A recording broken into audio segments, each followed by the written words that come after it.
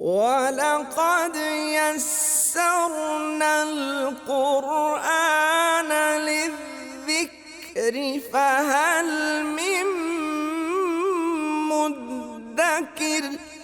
السلام علیکم ورحمۃ اللہ وبرکاتہ۔ الحمدللہ وکفیٰ وسلام علی عبادہ الذین اصطفیٰ۔ اشہد ان لا الہ الا اللہ وحدہ لا شریک لہ واشہد ان محمدا عبدہ ورسولہ صلی اللہ علیہ وآلہ وسلم۔ اللہم صلی علی محمد وعلی آل محمد کما صلیت علی ابراہیم وعلی آل ابراہیم انک حمید مجید۔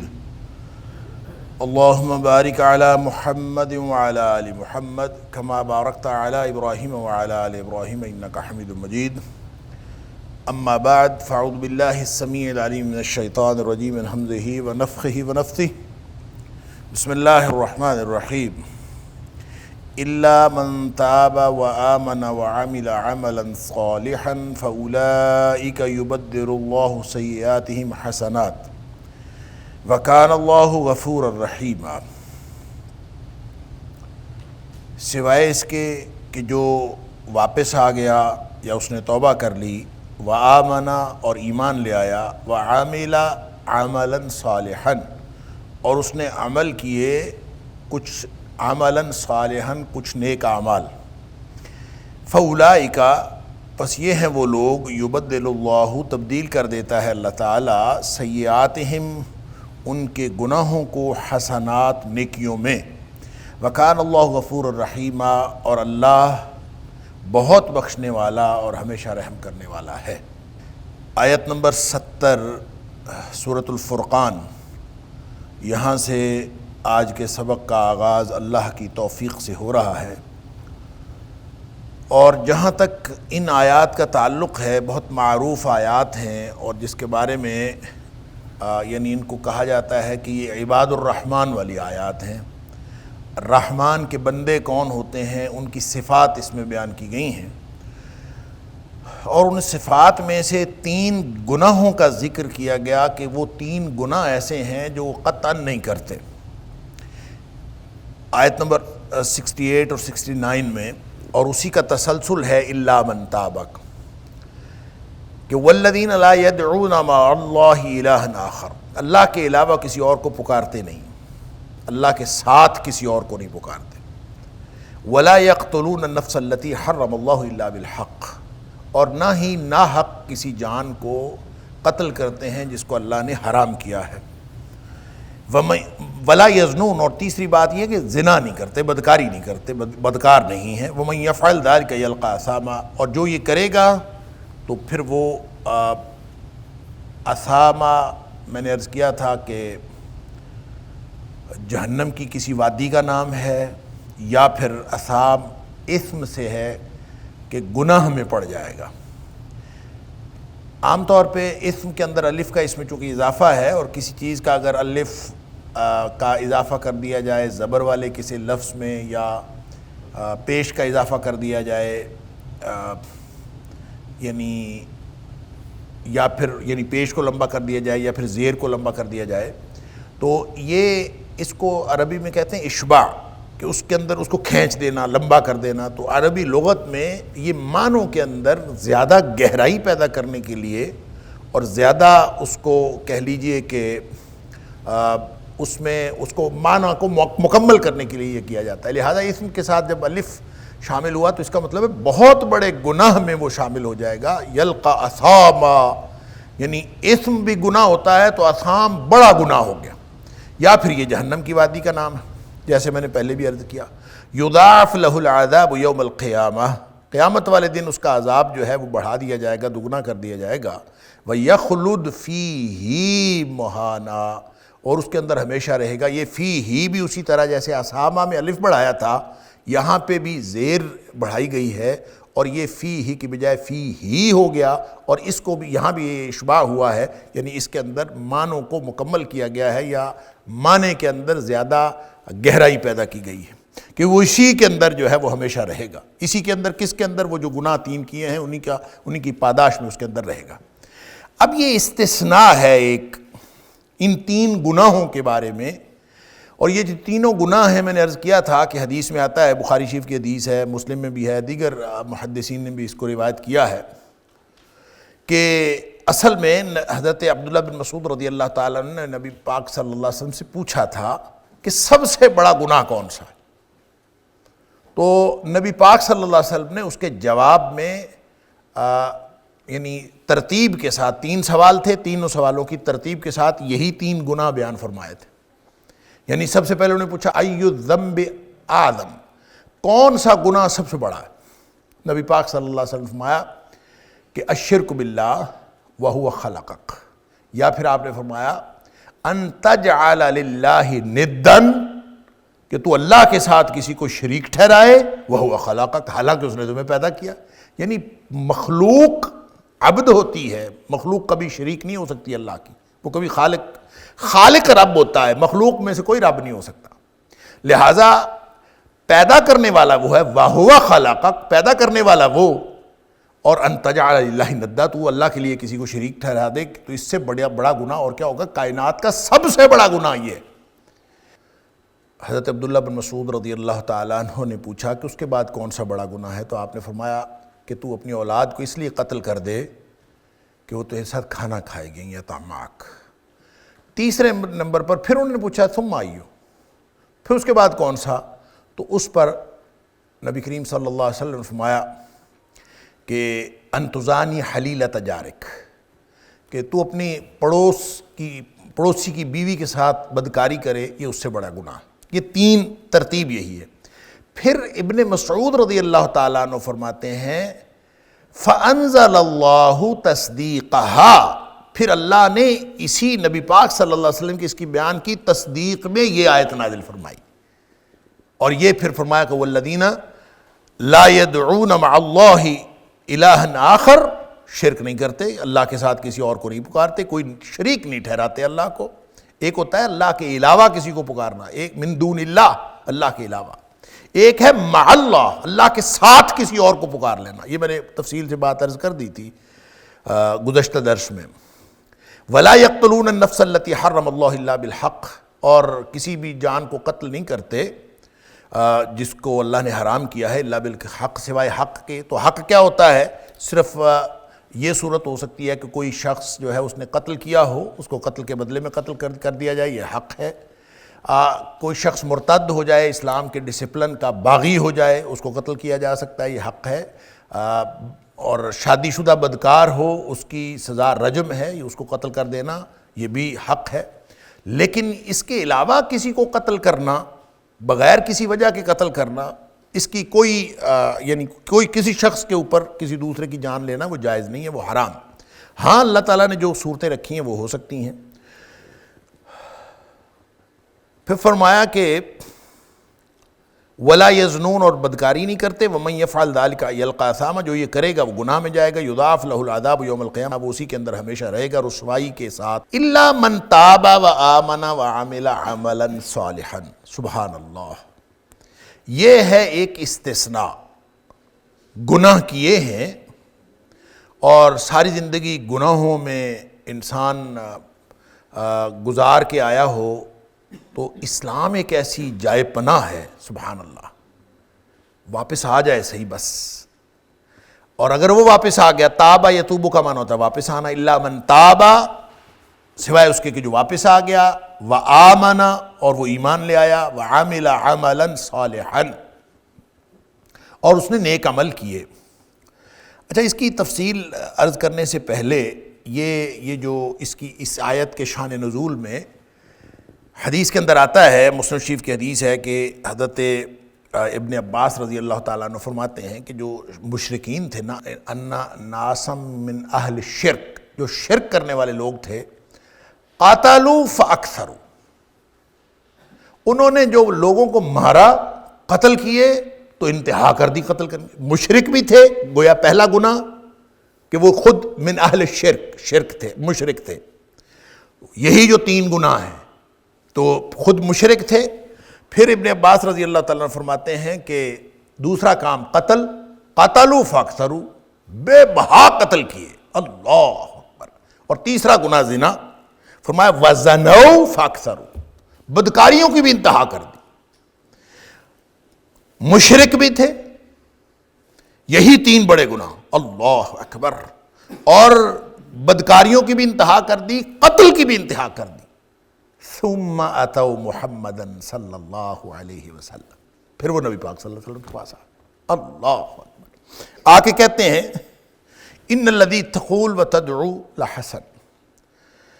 اللہ کے رسول صلی اللہ علیہ وسلم آپ جو کچھ کہتے ہیں، جو کچھ آپ کا موقف ہے اور جو جس چیز کی طرف آپ دعوت دیتے ہیں بہت اچھا ہے. ان الذی تقول وتدعو لحسن، واقعتاً اچھا ہے، لیکن مسئلہ تو ہمارے اعمال کا ہے کہ ہم نے جو ساری زندگی اعمال کیے ان کا کیا بنے گا.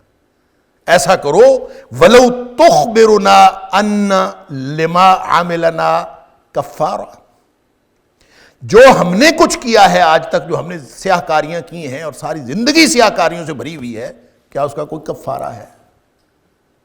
اس پر پھر ابن عباس رضی اللہ تعالیٰ عنہ فرماتے ہیں کہ جب نبی کریم صلی اللہ علیہ وسلم کے پاس کفار نے، جن کا دل مائل ہوا دین کی طرف، اور انہوں نے کہا کہ ان الذی تقول وتدعو لحسن، جو آپ کہتے ہیں یہ بہترین ہے، تو جب انہوں نے یہ بات کہی، آ کے اپنی پریشانی کا اظہار کیا کہ ہماری زندگی تو ساری سیاہ کاریوں میں گزری ہے، شرک بھی ہوا، یہ 3 گناہ، قتل بھی ہوا، وافر ہوا، بدکاری بھی ہوئی، وافر ہوئی، تو اب ہم آ گئے ہیں تو کیا ہمارے اعمال کا کیا بنے گا؟ اس پر پھر ابن عباس رضی اللہ تعالیٰ عنہ فرماتے ہیں ایک تو یہ آیت اتری الا من تاب وآمن وعمل عملا صالحا، اور دوسری وہ آیت اتری سورہ زمر کی آیت نمبر 53 ہے کہ جس کو اہل علم نے قرآن پاک کی سب سے زیادہ امید افزا آیت قرار دیا، بلکہ یوں کہنا چاہیے کہ یہ دونوں آیات ہیں کہ قل یا عبادی الذین اسرفوا علی انفسہم لا تقنطوا من رحمت اللہ، جنہوں نے اپنی جانوں پر زیادتیاں کر لی ہیں، ساری زندگی سیاہ کاریوں میں گزر گئی ہے، اللہ کی رحمت سے مایوس نہ ہو. کیوں مایوس نہ ہو؟ ان اللہ یغفر الذنوب جميعا، اللہ سارے کے سارے گناہ معاف کر دے گا، تمام گناہ معاف کر دے گا. کیوں معاف کر دے گا؟ اس لیے معاف کر دے گا کہ انہ هو الغفور الرحیم، وہ ہے ہی بڑا بخشنے والا اور رحم کرنے والا، لہذا بخش دے گا، اس کو کیا مسئلہ ہے. ایک یہ آیت اتری اور ایک یہ والی الا من تاب، سوائے اس کے کہ جو واپس آ گیا، وآمن، اور اس نے ایمان کا اظہار کر دیا، ایمان لے آیا، وعمل عملا صالحا، اور عمل کیے اس نے کچھ اچھے عمل. اللہ اکبر. اسی سلسلے میں مسلم شریف کی ایک حدیث ہے، حضرت عمر بن العاص رضی اللہ تعالی عنہ جب وہ اسلام کی طرف مائل ہوئے تو نبی کریم صلی اللہ علیہ وسلم کے پاس آئے. خود بتاتے ہیں کہ میں جب نبی پاک صلی اللہ علیہ وسلم کے پاس حاضر ہوا اور میں نے کہا کہ میں آپ کے ہاتھ پر بیعت کرتا ہوں، تو نبی کریم صلی اللہ علیہ وسلم سے آ کے عرض کیا کہ اللہ کے رسول صلی اللہ علیہ وسلم میں آپ کے ہاتھ پر بیعت کرنا چاہتا ہوں، تو آپ مجھے اپنا ہاتھ دیجئے. تو نبی پاک صلی اللہ علیہ وسلم نے اپنا دایاں ہاتھ آگے کیا، تو حضرت عمر بن العاص رضی اللہ تعالیٰ عنہ کہتے ہیں کہ میں نے اپنا ہاتھ پیچھے کر لیا. تو نبی پاک صلی اللہ علیہ وسلم بڑے حیران ہوئے کہ پتہ نہیں ہے کیا اس کا ارادہ بدل گیا ہے، کیا مسئلہ. تو میں نے کہا میری ایک شرط ہے، اسلام میں قبول کرتا ہوں لیکن میری زندگی تو سیاہ کاریوں میں گزری ہے، میری ایک شرط ہے، ان لی شرط، اور وہ شرط کیا ہے؟ ان یغفر لی، میری شرط یہ ہے کہ میرے گناہ معاف ہونے چاہیے سارے. اگر میرے گناہ معاف ہو جائیں گے تو پھر میں بیعت کرتا ہوں، میرے گناہ ہی نہیں معاف ہوتے تو میں کہاں جاؤں گا. ان یغفر لی، میری شرط یہ ہے کہ میرے گناہ معاف کیے جائیں. اللہ اکبر. نبی اکرم صلی اللہ علیہ وآلہ وسلم فرمایا اما علمت یا عمر، عمر تمہیں پتہ نہیں ان الاسلام یہدم ما کان قبلہ، جب کوئی اسلام لے آتا ہے تو اس سے پہلے کہ سارے ہی گناہ معاف ہو جاتے ہیں. اسلام ایک ایسی پناہ گاہ ہے کہ جب انسان اسلام میں آتا ہے تو اس کے گزشتہ زندگی کے سارے گناہ معاف. ساتھ نبی پاک صلی اللہ علیہ وسلم نے 2 باتیں اور بھی ارشاد فرما دیں. آپ وَأَنَّ الْحِجْرَةَ تَهْدِمُ مَا كَانَ قَبْلَهَا، جو شخص ہجرت کرتا ہے اللہ اور اس کے رسول صلی اللہ علیہ وسلم کے لیے تو اس سے ما قبل کے گناہ بھی اس کے معاف ہو جاتے ہیں. ہجرت ایک ایسا عمل ہے. اور ایک تیسری بات آپ نے یہ فرمائی وَأَنَّ الْحَجَّ يَهْدِمُ مَا كَانَ قَبْلَهُ، حج بھی ایک ایسا عمل ہے کہ جو انسان کرے تو اس سے ما قبل کے گناہ معاف ہو جاتے ہیں. تو یہ گویا یہ الا من تابا، یہ ایک وے آؤٹ ہے، ایک راستہ ہے. اسلام کا مزاج نہیں ہے راستہ بند کر دینے کا. کسی بھی معاملے، معاشرتی معاملات ہوں، دینی معاملات ہوں، بند گلی میں لا کے کسی کو چھوڑ دیا جائے، یہ اسلام کا راستہ ہی نہیں. سارے راستے بند ہو جائیں تو اللہ کی رحمت کا راستہ تو کھلا ہے نا. لا تقنطوا من رحمت اللہ، مایوس ہو جائیں ساری دنیا سے، ہو جائیں. لا تقنطوا من رحمت اللہ، اللہ کی رحمت سے کبھی مایوس نہیں ہونا. سبحان اللہ. تو جب اللہ کی رحمت موجود ہے، اللہ موجود ہے، تو اللہ کی رحمت موجود ہے. تو پھر اللہ کی رحمت سے مایوس نہیں ہونا. کیوں مایوس نہیں ہونا؟ اس لیے مایوس نہیں ہونا کہ وہ سارے گناہ معاف کر دینے والا ہے، وہ ہے ہی بخشنے والا. لہذا مایوس نہیں ہونا. کرنا کیا ہے؟ وَلَقَدْ يَسَّرْنَا الْقُرْآنَ لِلذِّكْرِ فَهَلْ مِن مُّدَّكِرٍ وَلَقَدْ يَسَّرْنَا الْقُرْآنَ لِلذِّكْرِ فَهَلْ مِن مُّدَّكِرٍ. کرنا یہ ہے کہ توبہ کرنی ہے. دیکھیں 3 شرطیں ہیں. جس نے بھی یہ اللہ تعالیٰ کے جو دامن رحمت میں پناہ لینی ہے، اس کو 3 شرائط پوری کرنی پڑیں گی. پہلی شرط تو یہ کہ واپس آ جائے. اس کو کہتے ہیں توبہ. اور توبہ کے اندر آگے پھر کیفیات ہیں، اور وہ توبہ کی کیفیت یہ، توبہ کس کو کہتے ہیں؟ واپس آنے کو. واپس آنا کیا ہے؟ ان یقلع عن المعصیہ. واپس آنا یہ ہوتا ہے کہ سب سے پہلے گناہ سے باہر آئے. وہ جو گناہ کی کیفیت ہے، جس بھی گناہ میں ملوث ہے اس میں سے باہر آئے. یہ پہلی شرط ہے، اس کے بغیر توبہ نہیں ہوتی.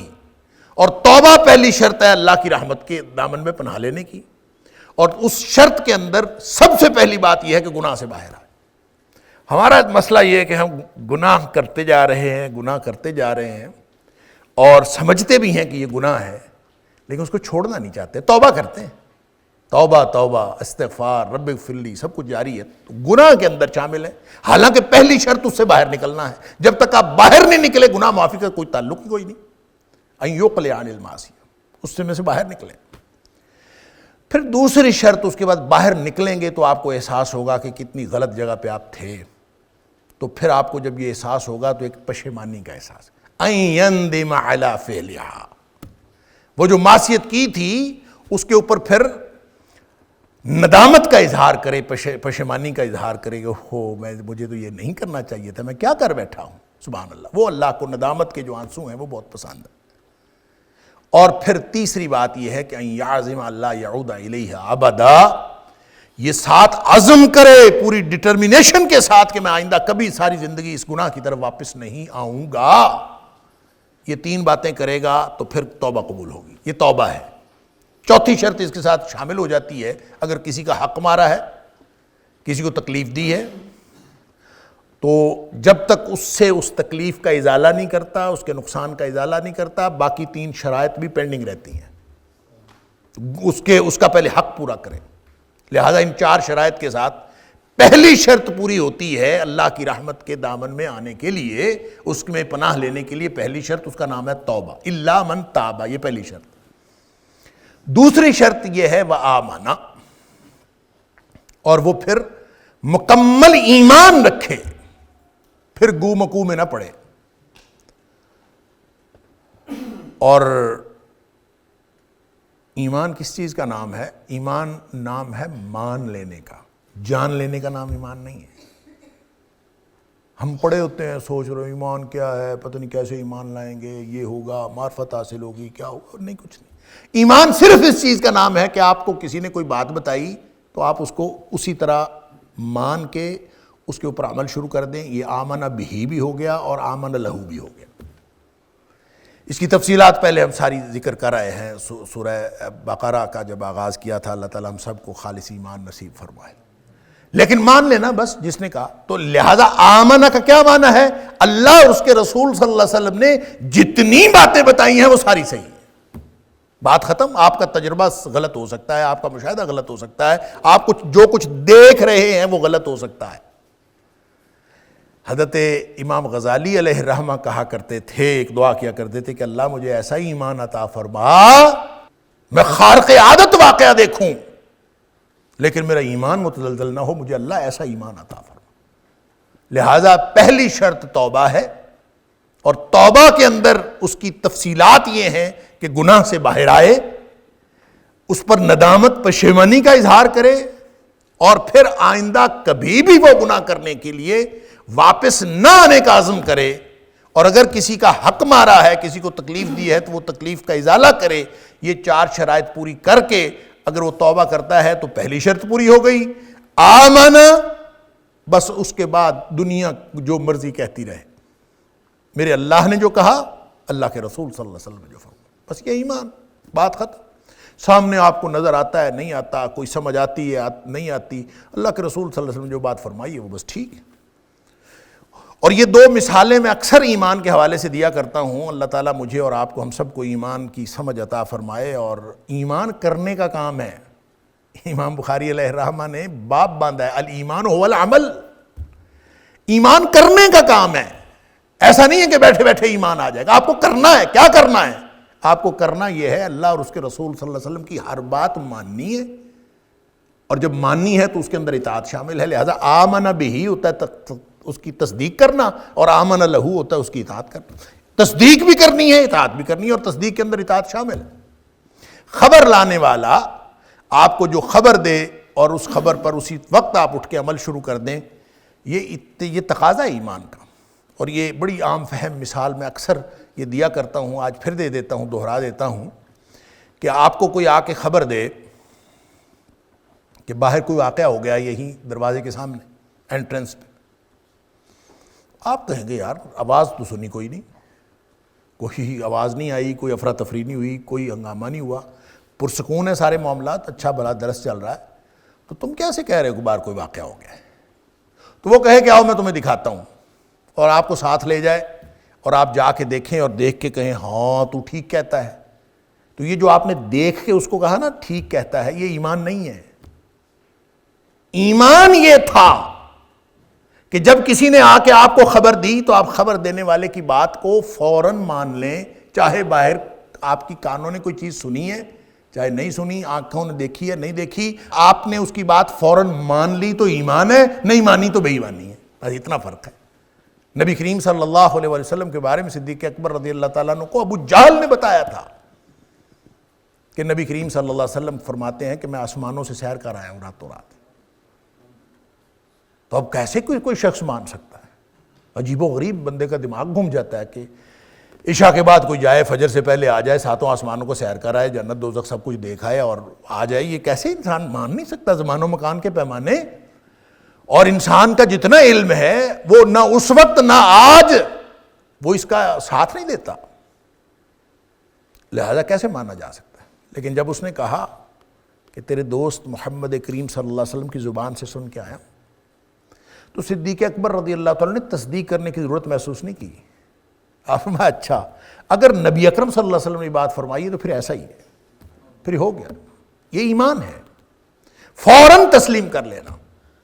اور دوسرا واقعہ جو کتاب المناقب کے اندر ہے کہ وہ مناقب اصل میں عمر فاروق رضی اللہ تعالیٰ عنہ اور صدیق اکبر رضی اللہ تعالیٰ عنہ کے مناقب بیان کیے گئے ہیں, اور واقعہ اس میں یہی ایمان کا بیان ہوا ہے کتاب المناقب میں کہ نبی پاک صلی اللہ علیہ وسلم نے پرانے وقتوں کی کوئی بات بتائی. آپ نے فرمایا کوئی شخص تھا, اس نے اپنے بیل کے اوپر سواری کی یا اپنے بیل کے اوپر بوجھ لاد دی, اور بیل جو ہے وہ بولنے لگا. اس نے اپنے مالک سے کہا میں اس لیے تو نہیں پیدا کیا گیا, میں اس کے لیے نہیں پیدا ہوا, میں تو پیدا کیا گیا ہوں کھیتی باڑی کے لیے, للحرث, کہ مجھے کھیتی باڑی کھیتوں میں ہل چلانے کے لیے پیدا کیا گیا ہے, اس لیے میں پیدا نہیں ہوا کہ میرے اوپر تو سوار ہو یا میرے اوپر بوجھ لا دے, اس لیے میں پیدا نہیں ہوا. ابھی نبی پاک صلی اللہ علیہ وسلم نے اتنی بات کہی تھی کہ محفل سے ایک آدمی بول پڑا, اللہ کے رسول صلی اللہ علیہ وسلم بیل نے بھی کبھی باتیں کی؟ بیل نے اپنے مالک سے کہہ دیا, تو کبھی بیل بول رہا ہے؟ کبھی کسی نے دیکھا ہے کہ بیل بول رہا ہو؟ اللہ اکبر. نبی کریم صلی اللہ علیہ وسلم نے اس کے بارے میں یہ دلیل، بڑا سادہ دلیل دی جا سکتی تھی کہ جس اللہ نے ہمیں بولنے کی طاقت دی ہے وہ بیل کو بھی بولنے کی طاقت دے سکتا ہے، اس کے ہاتھ میں ہے ان اللہ علی کل شیء قدیر۔ اور جیسے قیامت والے دن جب ہاتھ پاؤں بولیں گے تو انسان کہے گا کہ تم کیوں ہمارے اوپر گواہی دے رہے ہو، تو پھر یہ ہاتھ پاؤں بھی کہیں گے کہ جس نے ہر چیز کو زبان دی تھی اسی نے ہمیں زبان دے دی۔ اللہ اکبر۔ تو یہ دلیل ہو سکتی تھی، بڑی شاندار دلیل، لیکن نبی پاک صلی اللہ علیہ وسلم نے دلیل نہیں بتائی، آپ نے ایمان کی حقیقت بتائی۔ آپ نے فرمایا انا اومن بہ، اب وہ ابو بکر و عمر، کہ یہ جو واقعہ ہے کہ بیل نے بات کی، اس نے بتایا، اس نے اپنے مالک کو کہا کہ میں اس کے لیے نہیں پیدا ہوا، یہ جو واقعہ ہے اس پر میں بھی ایمان رکھتا ہوں، ابو بکر بھی ایمان رکھتا ہے، عمر بھی ایمان رکھتا ہے۔ کیا مطلب؟ کہ اگر آپ کو یقین نہیں آ رہا تو ابو بکر یا عمر سے پوچھ لو۔ ابو بکر اور عمر جو ہیں وہ گواہ تھے، چشمدید گواہ تھے، انہوں نے دیکھا تھا کہ بیل بولا ہے؟ نہیں۔ ابو بکر اور عمر ایمان کی اس سطح پہ ہیں کہ جو نبی کریم صلی اللہ علیہ وسلم فرمائیں وہی ٹھیک ہے۔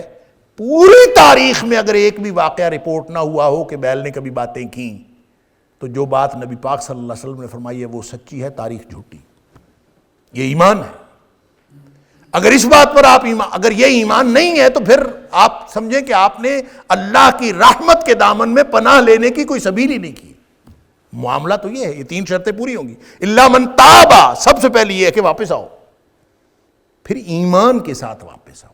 یہ نہیں ہے کہ واپس آ کے بیٹھا مسجد میں ہے اور خیال یہی ہے کہ وہ مارکیٹ میں بھاؤ کیا چل رہا ہے، سٹاک مارکیٹ کریش کی ہے کہ نہیں کی، اوپر گیا کہ نیچے گیا، فلاں معاملہ کیسے ہوا ہے۔ اس کو یہ نہیں ہے کہ مجھے اللہ کے در سے کچھ مل جائے گا، ادھر حی علی الفلاح ہو رہا ہے کہ ادھر آؤ کامیابی کی طرف، اس کا خیال یہ ہے کہ کامیابی کسی اور بات میں۔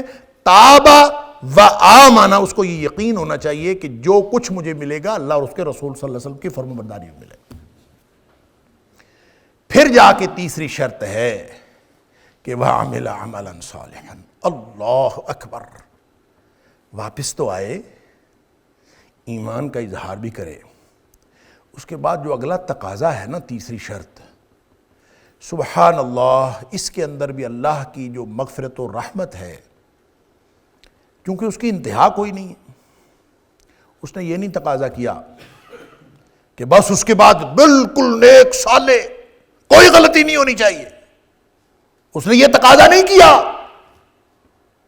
اندازہ کریں، عامل عملا صالحا، یہ نکرہ ہے، عملاً بھی نکرہ ہے، صالحاً بھی نکرہ ہے، اور نکرہ کا مطلب پتہ کیا ہوتا ہے؟ کچھ تو نیک عمل کر لے۔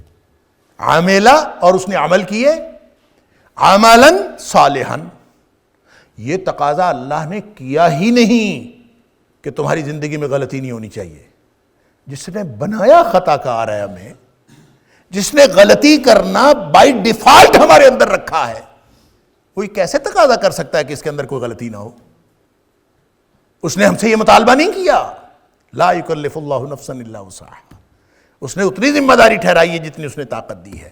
طاقت غلطی والی ہے، طاقت گناہ والی ہے تو گناہ تو موجود ہوگا، لہذا نبی پاک صلی اللہ علیہ وسلم فرمایا کل بنی آدم خطاء، آدم کا ہر بیٹا خطا کا۔ یہ اللہ نے بائی ڈیفالٹ غلطی کرنا، خطا کرنا، گناہ کرنا اللہ نے ہر شخص کے اندر رکھا۔ تو جس کے اندر غلطی کرنا رکھا ہے اس سے آپ صالحیت کے کسی اعلیٰ درجے اور فرشتوں جیسی صفات کا تقاضا کریں، از اٹ پاسبل؟ نہ اللہ نے کیا۔ وہ تو فرماتا ہے باغی تو نہ بنو، واپس تو آؤ اللہ کی طرف، بغاوت کی زندگی نہ اختیار کرو، واپس آ جاؤ اللہ کی طرف، ایمان لے آؤ، وَعَامِلَ عَمَلًا صَالِحًا، کچھ تو نیک عمل کر لو، کچھ تو کرو، جو ہوتا ہے وہی کرو۔ اس نے بس اتنا تقاضا کیا، نیکی کی طرف آ جاؤ، جو ہوتا ہے کرو۔ پرفیکشن یہ نہیں ہے کہ کسی انسان کے اندر کوئی غلطی نہیں ہونی چاہیے۔ پرفیکشن یہ ہے کہ جتنی صلاحیت استطاعت اس نے دی ہے اس کو پٹ کر دینا پورا 100%، اس میں 2 نمبری نہیں کرنی، جزوی سبمیشن نہیں کرنی، کمپلیٹ سبمیشن کرنی ہے۔ اس کو یہ جزوی مسلمان نہیں پسند، نہ سیزنل مسلمان پسند ہے، جو پارشلی سبمٹ کرتا ہے وہ اس کو نہیں پسند، آدھا تیتر آدھا بٹیر اس کو نہیں پسند۔ آمنا تابا آمنا وعمل عملا صالحا، نیک عمل ٹھیک ہے کرے، جتنے ہو سکتے ہیں کرے، عملا صالحا کچھ تو کرے، کوئی نیکی تو ہو اس میں۔ اولئک یبدل اللہ سیئاتہم حسنات، اللہ اکبر، یہ 3 شرطیں تم پوری کرو اور اتنی بڑی امید ہے، سبحان اللہ، اتنی بڑی خوشخبری ہے۔ فرمایا کہ یہ وہ لوگ ہیں 3 شرطیں پوری کرنے والے کہ اللہ تعالیٰ ان کے سارے گناہوں کو نیکیوں میں تبدیل کر دیتا۔ اولئک یبدل اللہ سیئاتہم حسنات، یہ وہ لوگ ہیں جن کے تبدیل کر دیتا ہے اللہ ان کے گناہوں کو حسنات، نیکیوں میں، اللہ نیکیوں میں تبدیل کر دیتا ہے۔ اللہ اکبر۔ اس کے 4 مفاہیم ہو سکتے ہیں۔ ایک تو اس کا معنی یہ ہے کہ جو اس کی زندگی گناہوں پہ گزر رہی تھی نا، اس کے بعد نیکیوں پہ گزرنا شروع ہو جاتی، اس کی بعد والی زندگی وہ گناہوں کی بجائے نیکیوں میں تبدیل ہو جاتی ہے۔ جہاں وہ شرک کرتا تھا وہ توحید کا علم بلند کرتا ہے، جہاں وہ بدکاری کرتا تھا وہ پاکیزگی اختیار کرتا ہے، جہاں وہ قتل کرتا تھا اب وہ لوگوں کی زندگیاں بچاتا ہے۔ تو گویا اولئک یبدل اللہ سیئاتہم حسنات، کہ وہ اللہ تعالیٰ نے ان کو ایسی زندگی ایسی عطا کر دی کہ اس کے بعد وہ ساری زندگی نیکیاں کرنا شروع کر دیں۔ اس سے پہلے برائیاں کرتا تھا، یہ 3 شرطیں پوری کیں، تابا آمنا عاملا عملا صالحا، تو اس کے بعد کی زندگی نیکیوں سے بھرپور ہو گئی۔ وہ نیکیاں کیسے کرنی ہے یہ اس کا کام ہے، وہ بدل دیتا ہے اس کی زندگی کو۔ وَلَقَدْ يَسَّرْنَا الْقُرْآنَ لِلذِّكْرِ فَهَلْ مِن مُدَّكِرٍ وَلَقَدْ يَسَّرْنَا الْقُرْآنَ لِلذِّكْرِ فَهَلْ مِن مُدَّكِرٍ۔ یہ کچھ نہ کچھ عمل کرتا ہے، اللہ ساری زندگی بدل دیتا ہے۔ یہ تھوڑی سی کوشش کرتا ہے، اللہ تعالیٰ اس کو مکمل طور پر اس کی طرف لے جاتا ہے، سبحان اللہ۔ یہ تفسیر ابن عباس رضی اللہ تعالیٰ سے مروی ہے یبدل اللہ سیئاتہم حسنات کی، کہ نیکیوں میں تبدیل کر دینے کی۔ یہ علامہ طبری نے بھی اور دیگر مفسرین نے بھی بات لکھی ہے ابن عباس رضی اللہ تعالیٰ کے حوالے سے، کہ وہ اس کی تفسیر یہ کرتے ہیں کہ اس کے بعد اس کو زندگی میں نیکیوں کی توفیق مل جاتی ہے، جس جگہ وہ گناہ کرتا تھا اس جگہ وہ نیکیاں کرنا شروع کر۔ یہ ہے یبدل اللہ سیئاتہم حسنات۔ اور دوسرا معنی اس کا یہ ہے کہ آخرت میں اللہ تعالیٰ جو گناہوں کی جو سزا ملنی ہوگی اس کو وہ اجر میں تبدیل کر دے گا، یعنی کھاتے میں گناہ لکھے ہوئے، اور آخرت میں جو ہے وہ اللہ تعالیٰ ان گناہوں کی بجائے اس کو نیکیوں میں تبدیل کر کے اس کو عطا کر دے گا۔ سبحان اللہ، کتنی بڑی بات ہے۔ اور اس کی بھی دلیل حدیث میں آتی۔ حضرت ابو ذر غفاری رضی اللہ تعالیٰ راوی ہیں، صحیح حدیث ہے، غالب مسلم شریف کی ہے، کہ حضرت نبی پاک صلی اللہ علیہ وسلم نے فرمایا کہ میں اس شخص کو جانتا ہوں جو جنت میں سب سے آخر پہ جانے والا اور جہنم میں سے سب سے آخر پہ نکلنے والا، میں اس شخص کو جانتا ہوں کہ جب وہ اللہ کے سامنے پیش ہوگا تو اللہ تعالیٰ اس کو چھوٹے گناہ دکھائے گا، اس کے چھوٹے چھوٹے جو اس نے گناہ کیے ہوں گے اس کی جو سزا ملنے والی سزا جو اس کے کھاتے میں لکھی ہوئی ہے، جو اس کا یعنی اس کو سزا ملنے والی ہے چھوٹے گناہوں کی، وہ اس کو دکھائی جائے گی۔ وہ دیکھ لے گا، وہ ڈرے گا کہ ابھی تو میرے بڑے بڑے گناہ پڑے ہوئے ہیں، یہ تو چھوٹے گناہوں کی اتنی سزا ہے، تو بڑے گناہ تو ابھی میں نے دیکھنے ہیں، بڑے گناہوں کی تو ابھی کھاتا میرے سامنے آیا ہی نہیں، تو ابھی ڈر رہا ہوگا۔ سبحان اللہ۔ تو اللہ تعالیٰ اس کو ارشاد فرمائے گا، اللہ تعالیٰ کی طرف سے یہ حکم دیا جائے گا، یہ بتایا جائے گا کہ فَإِنَّ لَكَ مَكَانَ كُلِّ سَيِّئَةٍ حَسَنَةٍ،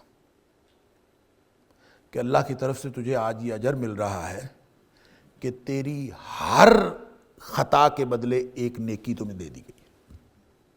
مکان کل سیئۃ حسنہ، کیے تھے گناہ اور اس کا اجر تمہیں نیکی کے طور پر دے دیا جائے۔ اللہ اکبر۔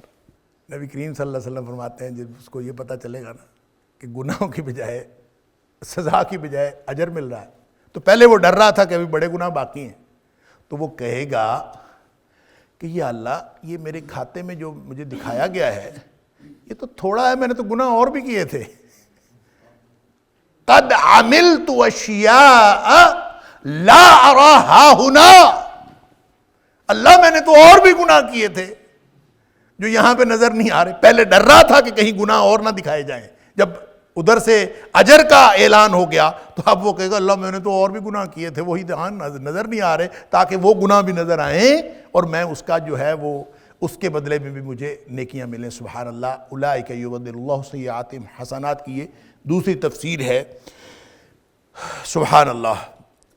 نبی پاک صلی اللہ علیہ وسلم نے یہ بات ارشاد فرمائی تو ابو ذر غفاری رضی اللہ تعالیٰ فرماتے ہیں ضاحکا، نبی پاک صلی اللہ علیہ وسلم ہنس پڑے یہ بات کہہ کے، اور حتیٰ بدت نواجذہ، نبی پاک صلی اللہ علیہ وسلم کے دندان مبارک نظر آنا شروع ہو گئے۔ اتنا نبی پاک صلی اللہ علیہ وسلم مسکرائے اس بات پہ کہ پہلے ڈر رہا تھا کہ کہیں گناہ نہ سامنے آ جائیں، جب ادھر سے اعلان ہو گیا کہ جناب یہ تو گناہ سارے نیکیاں بنا کے دیے جا رہے اجر، تو کہے گا اللہ میں نے تو اور بھی گناہ کیے تھے، یعنی اس کا بھی نیکی مجھے اجر مل جائے۔ سبحان اللہ۔ اس پر نبی پاک صلی اللہ علیہ وسلم ہنس دیے۔ تو یہ دوسری تفسیر مسلم شریف کی اس حدیث سے ثابت ہو گئی کہ گویا اللہ تعالیٰ قیامت والے دن دنیا میں کیے ہوئے جو گناہ ہیں ان کو اجر بنا کے قیامت والے دن دے گا، اور یہ کس چیز کا نتیجہ ہے؟ الا من تاب وآمن وعمل عملا صالحا۔ اور اس کے لیے کوئی وقت کی قید نہیں ہے، اور دروازہ کھلا ہے توبہ کا، اور کسی بھی وقت کوئی شخص یہ تینوں شرائط پوری کر لے، ایک لمحہ لگتا ادھر آئے تو صحیح۔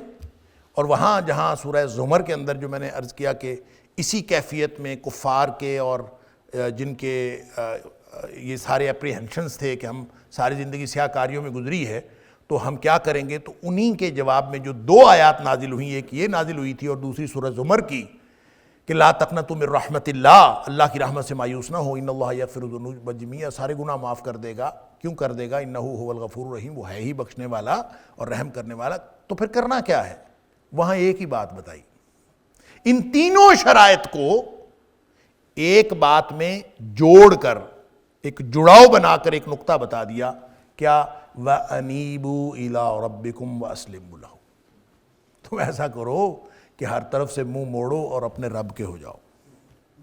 وَأَنِيبُوا إِلَىٰ رَبِّكُمْ، جھک پڑو اپنے رب کی طرف، وَأَسْلِمُوا لَهُ، اور اپنے آپ کو اس کے سپرد کر دو۔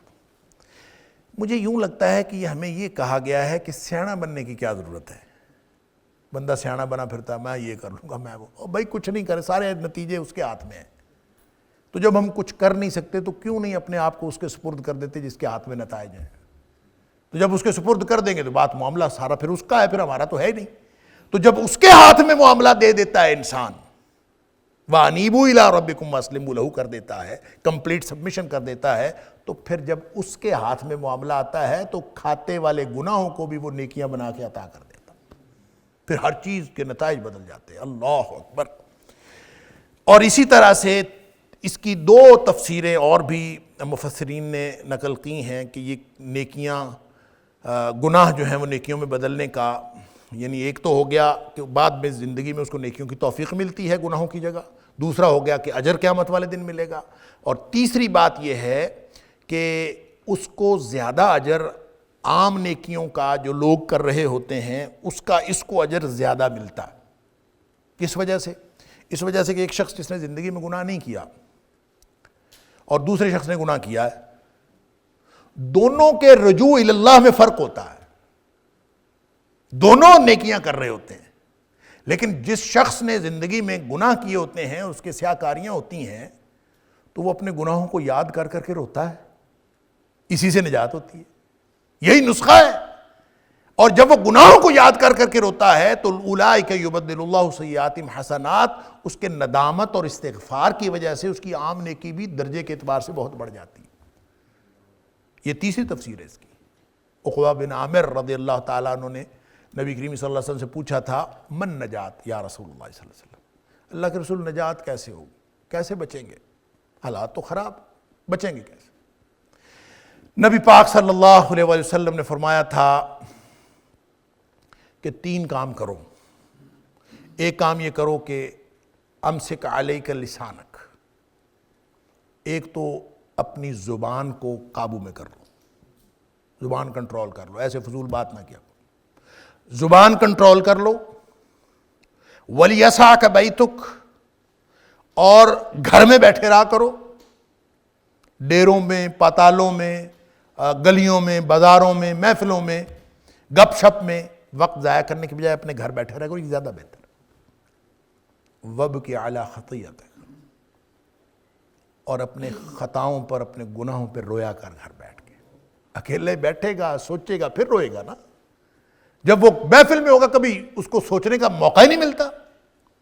اگر وہ سوچے گا تو اس کو اپنے گناہوں پہ رونا آئے گا، اور جب اس کو اپنے گناہوں پہ رونا آئے گا تو ایک عام شخص جس نے گناہ نہیں کیا وہ نماز پڑھ رہا ہے، اور ایک وہ شخص نماز پڑھ رہا ہے جس نے گناہوں میں زندگی گزاری ہے، دونوں کی نماز کی کیفیت میں ہی فرق ہوتا ہے.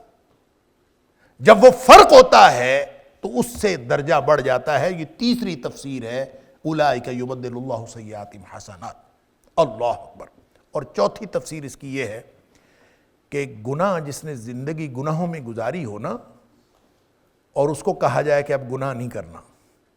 جس شخص نے بدکاری کبھی کی نہیں، اس کو بدکاری کی لذت کا کیا پتا. جس نے جو گناہ نہیں کیا اس کو گناہ اصل میں ماہرین نفسیات کہتے ہیں کہ آپ کوئی بھی غلط کام جب کرتے ہو تو جس وقت آپ اس غلط کام کا ارتکاب کر رہے ہوتے ہو اس وقت وہ اتنا لطف نہیں دیتا جتنا لطف بعد میں سوچنے کے ساتھ آتا. جب آپ اس کے جو آفٹر ایفیکٹس انسان کے اوپر ہوتے ہیں، انسان سوچ سوچ کے پھر اس گناہ کی طرف راغب ہوتا ہے، پھر اس گناہ کی طرف راغب ہوتا ہے. یہ جو رغبت ہے، یہ جو نفسیاتی کیفیت ہے، آپ اندازہ تو کریں اس شخص کے بارے میں جس کی زندگی سیاہکاریوں میں گزری ہو، اس نے ساری زندگی اپنی مرضی سے گزاری ہو، بدکاریاں بھی کی ہوں، لوگوں کو قتل بھی کیا ہو، اپنی مرضی سے وہ زندگی گزارتا رہا ہو. اب اس کو پابندی کی زندگی گزارنی پڑی ہے. اب اس نے اللہ اور اس کے رسول صلی اللہ علیہ وسلم کی طرف رجوع کر لیا ہے، توبہ کر لیا، پھر آمنہ کر لیا، پھر عامل عملا صالحا کر لیا. اب ایک شخص جو ہے جس نے زندگی بھر نماز نہیں پڑھی، اب اس کو نماز پڑھنے کے لیے کتنی تکلیف ہوتی ہے. جس نے ساری زندگی بدکاریاں کی، اب اس کو پاکیزہ زندگی گزارتے ہوئے کتنی مشکل کرنی پڑتی ہے. لہذا جب اس کو مشکل پڑتی ہے نا، اور اس کو نیکی کرتے ہوئے اور گناہ چھوڑتے ہوئے ساری زندگی ایک جہاد سے اور ایک صبر سے اور ایک مسلسل جد و جہد سے گزرنا پڑتا ہے. اس وجہ سے اللہ تعالیٰ اس کی عام نیکیوں کو بھی باقی لوگوں کی نیکیوں کی نسبت بہت بڑھا دیتا ہے. اولئک یبدل اللہ سیئاتہم حسنات. کیونکہ اس کو پریشانی زیادہ ہوتی ہے. اس کے لیے گناہ چھوڑنا، جس شخص نے کبھی گناہ کیا نہیں اور اس کو اس گناہ کی لذت کا احساس نہیں، اس کے لیے وہ گناہ چھوڑنا ایسا کوئی مسئلہ نہیں ہے. اور جس شخص کو پتا ہو، ایک شخص کا گانا سننے کو دل ہی نہیں کرتا، اس کے پورے سسٹم کے اندر اللہ نے ذوق نہیں رکھا، اس کے لیے گانا سننا چھوڑ دینا کتنا کو مشکل ہے. وہ تو مسئلہ ہی کوئی نہیں. مسئلہ تو اس کے لیے ہے کہ جس کی زندگی گانے سننے میں گزری ہو اور میوزک کے بغیر اس کی زندگی نہ گزرتی ہو، اور پھر اس کو پتا چلے کہ نبی پاک صلی اللہ علیہ وسلم اس سے منع فرمایا ہے، اب میں نے یہ نہیں کرنا، اب میں نے یہ نہیں سننا، میں نے تو قرآن سننا ہے، میں نے قرآن پڑھنا ہے. اب وہ جب اس طرف آتا ہے اور اس کو چھوڑتا ہے تو اس کو تو پھر ایک جہاد کرنا پڑتا ہے. انما یوفی الصابرون اجرہم بغیر حساب. جو صبر کرنے والے، یوں ڈٹنے والے ہیں، ان کا حساب، ان کا اجر جو ہے بغیر حساب کتاب.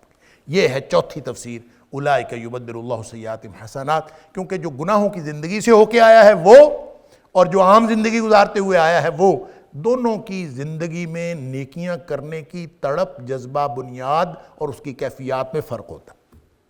لہذا جتنی محنت سے ایک بندہ نشئی ہے، نشہ چھوڑ کے آیا ہے اور اس نے طے کر لیا کہ میں نے نشہ نہیں کرنا، اس کے لیے نشہ نہ کرنا کتنا مشکل کا. لہذا وہ جب نشہ نہیں کرتا تو اس کو اللہ تعالیٰ اجر میں بہت بڑھا دیتا ہے. اور ایک شخص جس نے کبھی نشہ کیا ہی نہیں، اس کو نشے کی لذت کا احساس ہی نہیں، وہ بھی نشہ نہیں کر رہا تو اللہ تعالیٰ اجر اس کو بھی دے رہا ہے، لیکن جو چھوڑ کے آیا ہے اس کا اجر زیادہ ہے کیونکہ اس کو پریشانی زیادہ ہے۔ لہذا یہ اولئک یبدل اللہ سیئاتہم حسنات، اس کی چوتھی تفسیر، اللہ تعالیٰ ہم سب کو یہ 3 شرائط پوری کرنے کی توفیق عطا فرمائے۔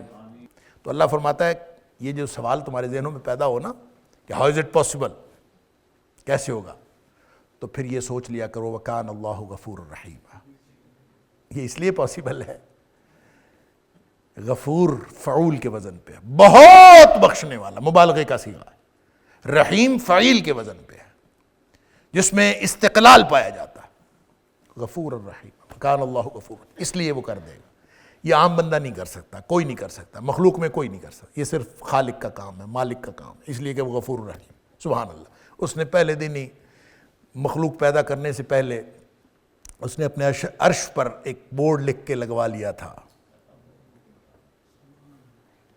ان اللہ تعالی کتب کتابا قبل ان یخلق الخلق، مخلوق ابھی پیدا نہیں کی تھی، اس نے ایک تختی لکھوائی، ایک تحریر لکھوائی، اس کے اوپر لکھوایا ان رحمتی سبقت غضبی، میری رحمت میرے غصے کے اوپر حاوی ہے۔ عدل کے تحت پکڑا جانے والا آدمی قانون رحمت کے تحت وہ آزاد ہو جاتا ہے، بخشا جاتا ہے، کیونکہ قانون رحمت قانون عدل کو سپرسیڈ کرتا ہے۔ ان رحمتی سبقت غضبی، میرا قانون رحمت جو ہے وہ میرے غصے کے اوپر حاوی ہے۔ اور نبی کریم صلی اللہ علیہ وسلم فرماتے ہیں یہ صرف پرانی بات نہیں ہے کہ لکھا تھا، قبل ان یخلق الخلق لکھا تھا، لکھوایا تھا، فرمایا فَهُوَ مَكْتُوبٌ عِنْدَ اللَّهِ فَوْقَ الْعَرْشِ، آج یہ بورڈ لگا ہوا ہے وہاں، اللہ نے لکھوایا تھا فَهُوَ مَكْتُوبٌ عِنْدَ اللَّهِ فَوْقَ الْعَرْشِ، اللہ کے عرش پر آج بھی یہ تحریر لکھی ہوئی کہ میری رحمت میرے غصے پر حاوی ہے۔